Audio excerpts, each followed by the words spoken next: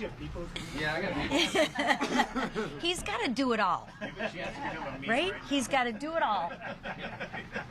We put that together really He's a purposeful, full service too. speaker. The guy's got skills. Oh. Need some coffee?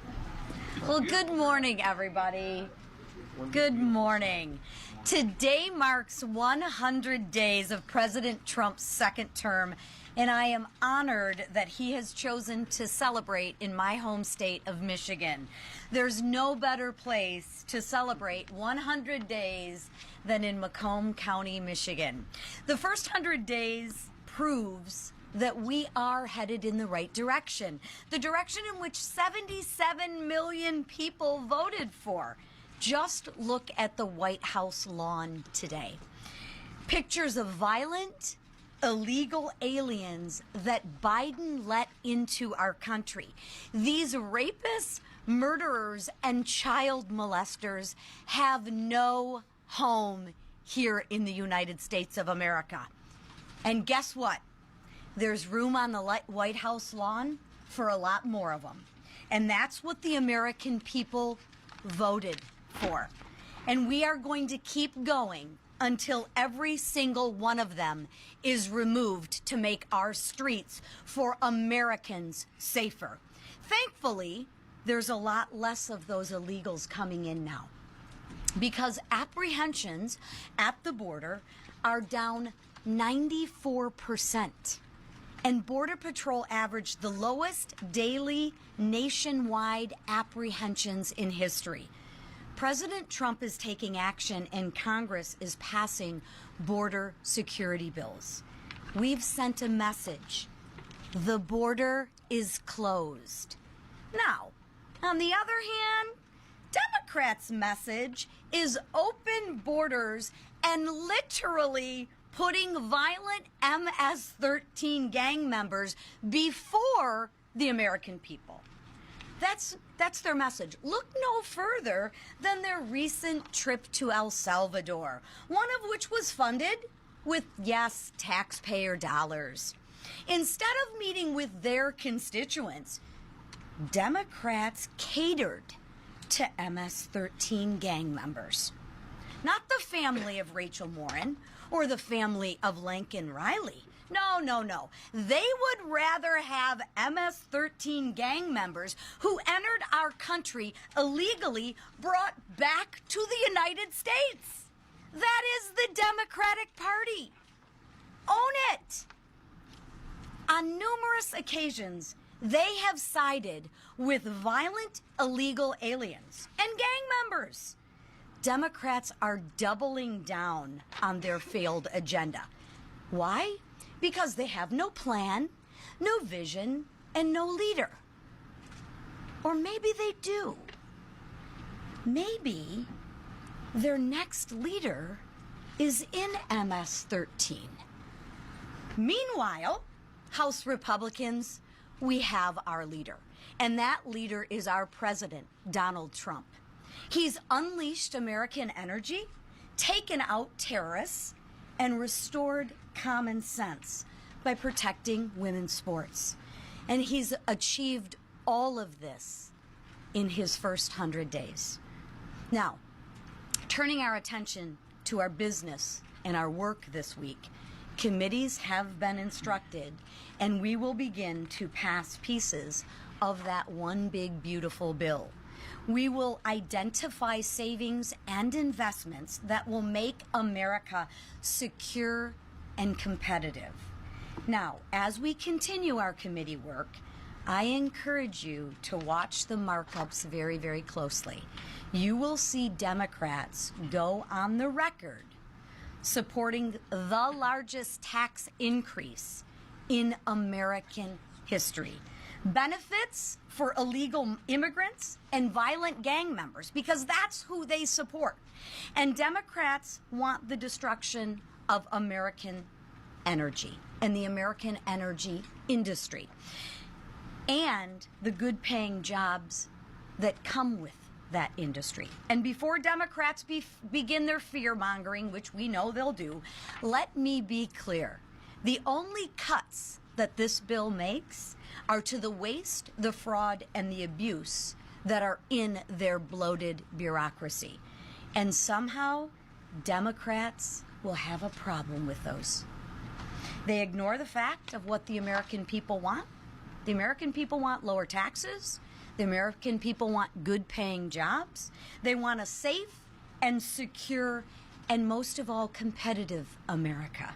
That's why House Republicans will continue our work this week to put Americans first and make America safe and secure again. While Democrats who are lost and leaderless fearmonger and fight against the American people's agenda, we will get to work to pass that one great, big, beautiful bill. Now I will turn it over to my freshman colleague, Troy Downing of Montana. Thank you, Troy. Thank you. Oh, yeah. Here, Troy. What's that? Oh, You probably don't need that. I'm feeling towering over there. Well, first of all, to leadership, Speaker Johnson, Leader Scalise, Whip Emmer, and Chair McLean, thank you for allowing me to speak about this. I'm really excited, and thank you all for being here and listening. I'm very excited about this first 100 days. President Trump, in his first term talked about promises made, promises kept. And I think this time it's on steroids. And I think it's important because this country was at a precipice, was absolutely at a precipice. And I hear some of the critics saying too much, too fast. And I'm saying it couldn't have happened soon enough and it can't happen fast enough because we can't afford falling off of that precipice. I mean, as a nation, everything that we talk about, you hear this American dream.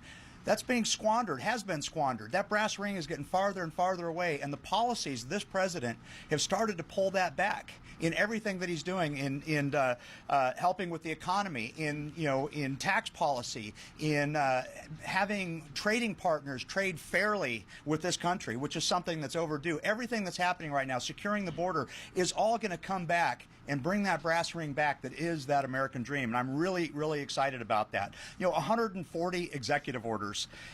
Our job now is to start codifying those so they're not fungible, so that the next administration can't undo that. We need to have policy. We need to have laws passed on that.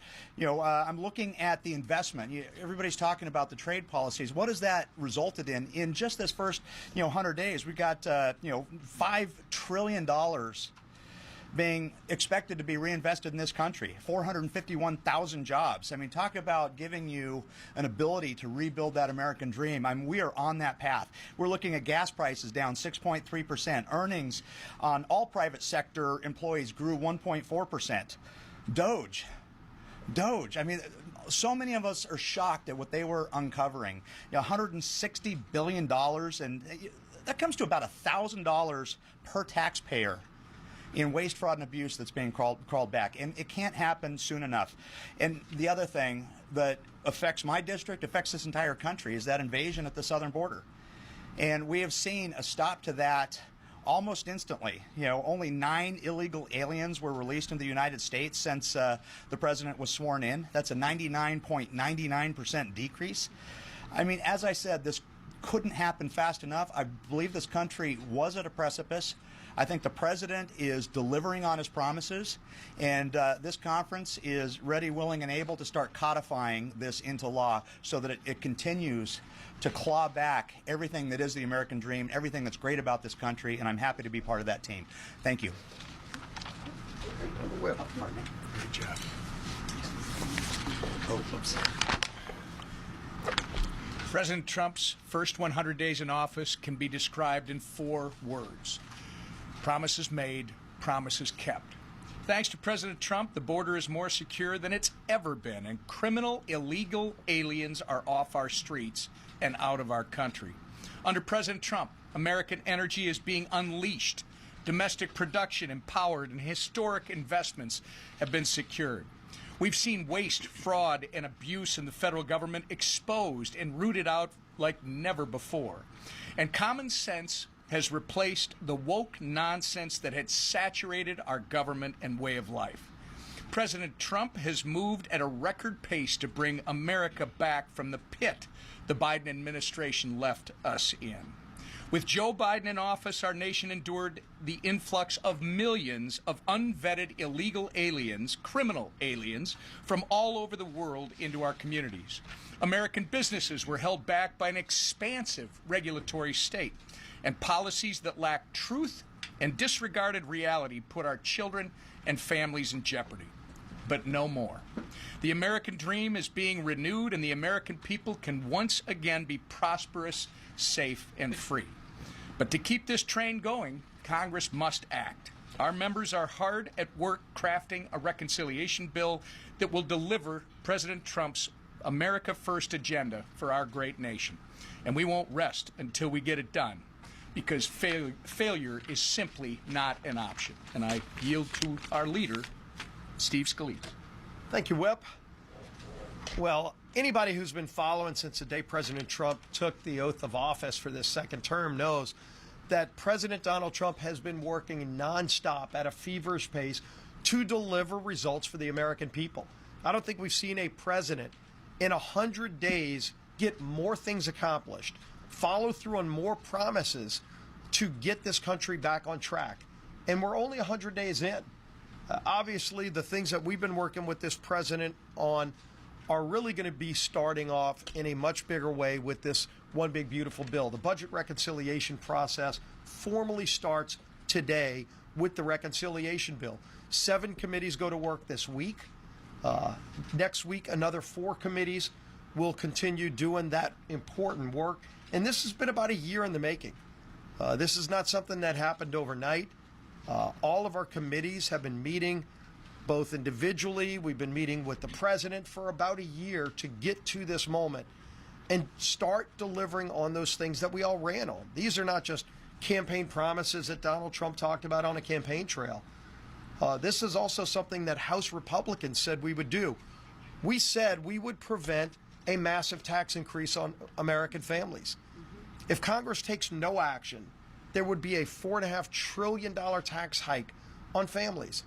And if you listen to Democrats, who are all going to vote no on this package, let's make no mistake about it. They've been clear from the beginning. They just want to obstruct everything. You saw it at the State of the Union when President Trump said, look, this 13-year-old boy beat cancer. And they all just sat there on their hands, angry because President Trump was highlighting somebody else's success. And I think the American people got disgusted when they realized a whole major party in America is just going to oppose anything President Trump does because they hate him as an individual, even when it's good for America. And believe me, preventing a tax increase on over 90% of American families is good for America. But every Democrat will vote no because they want a tax increase on American families. Every Democrat will vote no on a bill that's going to secure America's border. You've seen President Trump deliver through executive action on things he can do. And it's resulted in amazing results, over 95% reduction in border crossings illegally, deportation of hardened criminals, violent gang members, murderers, rapists, finally sent back to prisons in their country where they belong, where many of them came from. And what are Democrats doing? Democrats aren't celebrating that. They're flying to other countries to try to get hardened gang members in prisons released back into the United States. It's lunacy. But that's where their party is because they are void of any ideas. They are a leaderless party. The Democrat Party literally has no leader except AOC and Crockett and Bernie Sanders. And that's what their party's become. They're just opposed to everything. They don't want to produce more American energy. But the good news is we do. That's also going to be in this bill that we start debating, to allow America to produce more energy so that we and our friends don't have to be dependent on foreign nations like Russia or Iran for oil and natural gas. We can do more of it. We can lower costs for families. We can create more jobs at home. We can ensure that more manufacturing can be done in America. That's all going to be part of this bill. We're also going to make our military more competitive. Everybody knows China's been incredibly aggressive at not just their naval fleet, developing hypersonic weapons. And America had fallen behind under Joe Biden. And Donald Trump said, we are going to address these inadequacies. And if you look at what's in this bill, again, addressing major problems to make our country competitive again militarily, and every Democrat will vote no on that as well. And the good news is Republicans said, well, if Democrats are just going to block everything, if Democrats want a tax hike, if Democrats do not want secure borders, if Democrats want to make our country more dependent on foreign nations for our energy, that's why they lost the election. Those days are gone. We can actually fix all of these problems without any Democrat support. We'd welcome their votes. We'd welcome their input. But they've chosen to just go the other way because their far left radical base won't let them work with Donald Trump on anything that's good for America. But that hasn't deterred President Trump. President Trump is resolute in fighting for those hardworking families who have been struggling. Again, the tax increase, when they talk about millionaires and billionaires, it's over 90% of Americans who would see a tax increase if no action was taken. That's families making $50,000, $60,000 a year. That's not the rich. That's the people who are just barely getting by, who have been struggling under the weight of the failures of Joe Biden's economy. The waitress who's maybe working 2 jobs, barely getting by, and President Trump and this Republican Congress are going to deliver on no tax on tips, so that that single mom who's maybe working 2 jobs can have a little bit more money in her pocket and be able to take her kids on a vacation or invest in her kids' college. That's what we're doing this week as we watch the Democrats oppose everything just because they've become a party derelict of any ideas. This is a Congress of leadership and action, working with a president who's probably done more in 100 days than any other president we've ever seen, and the best is yet to come. And our leader in this fight, who's been marshaling us through the whole way, is the Speaker of the House, Mike Johnson. Thank you, Leader. Thanks to all of you. Welcome back. Hope you all had a blessed Passover and Easter. We did. Our members are excited. It's a great day in our country. Thanks to the Republican Party, America is back, and we're excited about it. I talked to the president twice this morning already. He's having a big celebration for the first 100 days in Michigan, as Chairwoman McClain noted, and he's excited about all of that and everything that we're all doing together. We had a big meeting of the Republican conference this morning, and they're all excited. They were all home for the 2-week district work period, and they were moving around their districts and talking with their constituents and getting lots of pats on the back. It's a great time for the country, and you can sense our optimism about all that. It's been noted a couple times here, but 100 days ago, not far from where we're standing right now, President Trump made his historic return to the presidency. He made a lot of promises, and as Whip Emmer noted, the 4 words that best describe this administration so far is promises made, promises kept. We've recounted among this group many times, 77 million Americans delivered President Trump a landslide victory. We had our highest popular vote total ever as House Republicans, 74.8 million, and we got a mandate to do exactly what we're doing right now. We have not wasted a moment. President Trump has accomplished more in the first 100 days than most presidents do in their entire careers, their entire tenures. The Atlantic, right? I don't know if there's an Atlantic reporter here this morning, but that's not President Trump's, they're not a fan of him, right? Yesterday they described him this way, quote, "He is the most consequential American leader of the 21st century." And that's an understatement. President Trump has, here's a list, removed men from women's sports, ended DEI in the federal government and the U.S. military, expanded oil and gas extraction to lower prices, taken steps to end unfair trade practices, secured trillions of dollars in new investments in American manufacturing, deported criminal illegal aliens, stood up for religious liberty and rooted out anti-Christian bias, combated virulent anti-Semitism on college campuses. The list goes on and on and on. That's just barely scratching the surface. That's in 100 days. We're just getting started, and that's one of the reasons that we're so excited. Nearly every public opinion survey found that voters in the last election were most concerned about 2 things. This is just one metric for consideration: inflation and the wide open border and the crisis that created. Look at this. On just these 2 issues, in 100 days, illegal crossings are at an all-time low, as Congressman Downing noted, and inflation is falling rapidly. President Biden often said that he had exhausted his executive authority. He told me that we needed new laws. He told me this many times himself. We had to stop the border crisis, but Congress has to act. I pleaded with President Biden, do your job, use your executive authority. He claimed he didn't have it. But as President Trump has just demonstrated, all we needed was a new president. We needed real leadership. We didn't need new laws. The Trump administration has stopped illegal border crossings. Congressman Downing said it well, 99.9% success rate. The border crisis is solved. More than 100,000 illegal aliens and gang members have been deported, and that makes Americans safer. They feel more secure again. Groups of migrants are actually stopping their journeys, and they are turning around. You know why? Because we've got a new sheriff in town. Due to President Trump's border policies, we now know again that deterrence works. On inflation, President Trump promised to rapidly drive down prices and make American goods affordable again. The Consumer Price Index beat expectations, actually dropped 0.1% in March. That is the first time that has happened since COVID, okay? Inflation is cooling. Energy prices are down, as we all know. Trillions of dollars in U.S. investments have been secured by the Trump administration. And again, we're just getting started. President Trump built the greatest economy in the history of the world in the first Trump administration. And we know that he can do it again. And we're going to help. And that's what we're engaged in. People are excited all around this country. We set fundraising records in the first quarter. We gave all the numbers out to the members this morning. I raised $32.2 million in the first quarter. It's an all-time record for a Republican speaker in a midterm. I'm not taking personal credit for that. I'm saying this is an all-team effort. Every House Republican is out working. Their sleeves are rolled up. They're working around the clock. We're setting fundraising records. The vulnerable Republicans from the swing districts and the vulnerable Democrat swing districts, it's the Patriots and the frontliners, okay? The Patriots outraised Democrats 2-1. They almost doubled what Democrats raised, and they have almost double the amount of cash on hand right now. That's an indication of where the American people's sentiment is. They see that Republicans are delivering and Democrats are in disarray. While we're working to build on President Trump's successes and codify his agenda into law, the Democrats just still don't get it. I mean, they just keep demonstrating they don't get it. More than 100 days into the 119th Congress, and the contrast could not be clearer. Everybody recounted some of this today, but they don't have any message. They don't have a clear leader. They don't have a clear vision. They don't know what to do. Their platform has been repudiated, and they're turning on themselves. You know, the vice chair of the DNC is going to spend tens of millions to take down his own incumbents.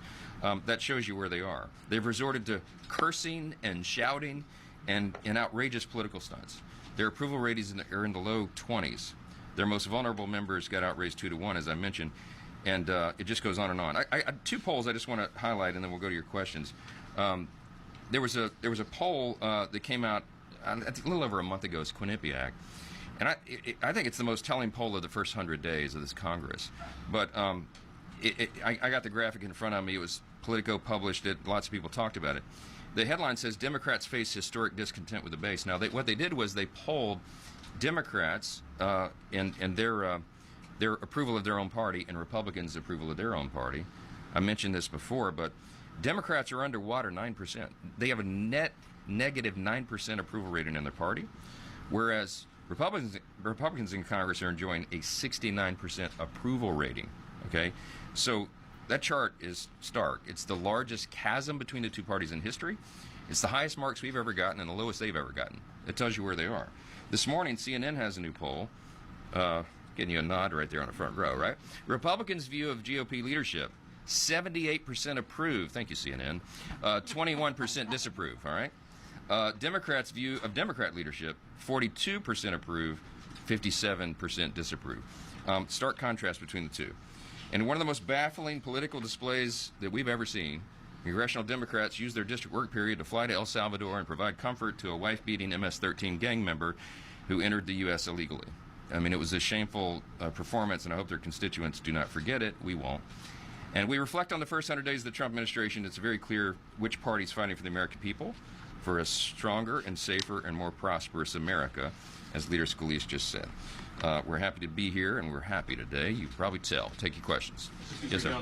Thank you very much, Mr. Speaker. On the subject of polls about the first 100 days of President Trump's administration were released a few days ago, and he has the lowest approval rating of any president in the last 80 years, according to the Washington Post, ABC News, and Ipsos, I believe. Other polls suggest similarly low numbers. How do you interpret those numbers, and is that not a sign that your conference, your party, your leader need to be changing course given those low record ratings? No, look, there's always in any new administration, it's a roller coaster, right? When you come in and you make dramatic change, which is what he did, he's delivering on the promises made.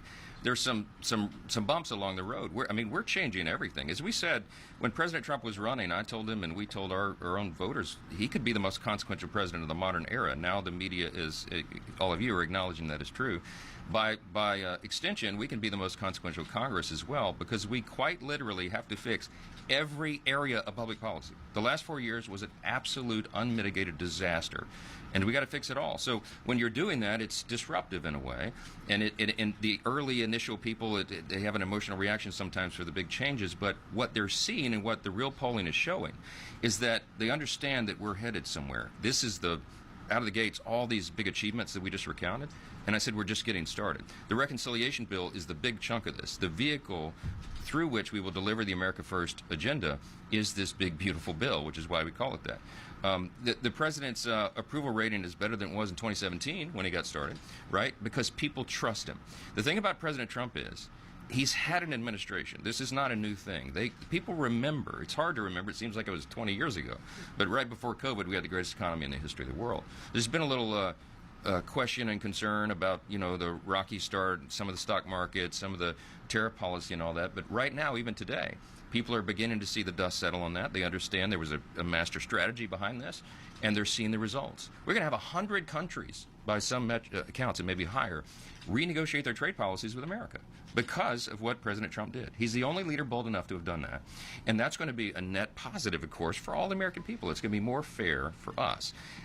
We trust the executive to do that. We trust this executive to do that. And President Trump has had some great achievements. So, look, polling goes up and down. We all talk about it, pros and cons. But at the end of the day, we're going to deliver on these results, and the American people are going to reward us for it. Yeah. Two of your members, Elise Stefanik and Mike Lawler, are both considering runs for governor of New York. Those one seat in particular, Congressman Lawler's seat, may be one of the most competitive in the country. They can't do both. They can't run for governor and Congress. Will you have conversations with them about what works best for your conference, and have you started having those conversations yet? I have lots of conversations. I love them both. They're two of my favorite people and my most trusted colleagues, and they're both super talented, which is why they get talked about for doing other things. We have lots of, look, we've got a very talented group here. We have lots of House Republicans who are being courted to run for Senate or governor or do something big. I mean, my preference is that they all stay here with me, right? We get the job done. But I don't begrudge anybody for having other opportunities, and we ultimately support them in whatever they do. But are we having conversations? We are, yeah, and that's all I'm going to say about it. But I ultimately, look, I support my friends and colleagues. These are more than colleagues, they're friends. And I want all of my friends to do well and go as high as they can, be of their highest and best use for the country. So we'll see how it shakes out. Mr. Speaker Johnson, do you plan on meeting with governors to advise them on how they might restructure their budgets if you're reforming SNAP and Medicaid? Kathy Hochul is working on the New York budget. I'm not sure Kathy Hochul and I are going to sit down and talk about New York's budget. But I will just say this. We're going to be good stewards of the taxpayers' resources, okay? Do not believe the hype. Do not believe the lies the Democrat Party has said. We had their ads taken down, okay? They were running ads around the country and in swing districts trying to convince people that Republicans were going to gut Medicaid. It's just simply not true, and that's why their ads and billboards had to come down. We sent them a cease and desist letter because we pointed out they were lying. By the way, the Democrat leaders in Washington have zero credibility with the American people. Remember, they tried to tell us for the last 4 years that Joe Biden was an exceptionally talented, brilliant, on-point leader. Okay, they don't have any credibility on any of this. We're going to prove the opposite.